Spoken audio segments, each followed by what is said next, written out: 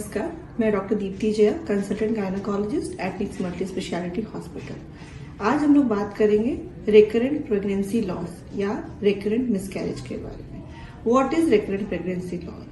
According to American College of Obstetrician and Gynecologists, it is defined as 2 or more miscarriages which is either proved by ultrasound or histopathology.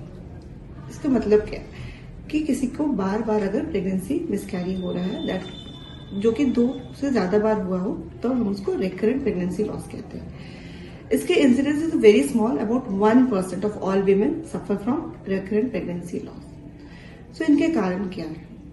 Most common cause is chromosomal abnormalities in the parents, but in 60% of cases, this is usually a defective chromosome from the mother or the father during the fertilization.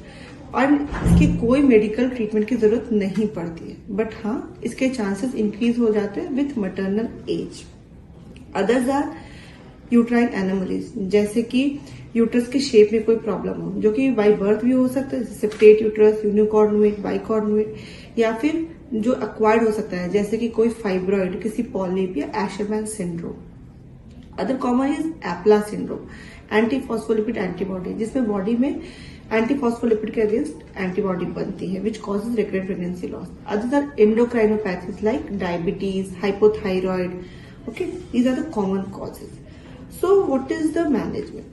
See, if there is more than 3 of such losses, it requires a proper examination and testing. So you should consult a doctor definitely. And in most, about 50 to 60, 75% cases, the cause is not known. Okay, so if a cause is known, हम उसको treat कर सकते हैं। अगर किसी की sugar increase है, किसी को डायबिटीज है, किसी को हाइपोथायरॉइड है, we can give the medicine.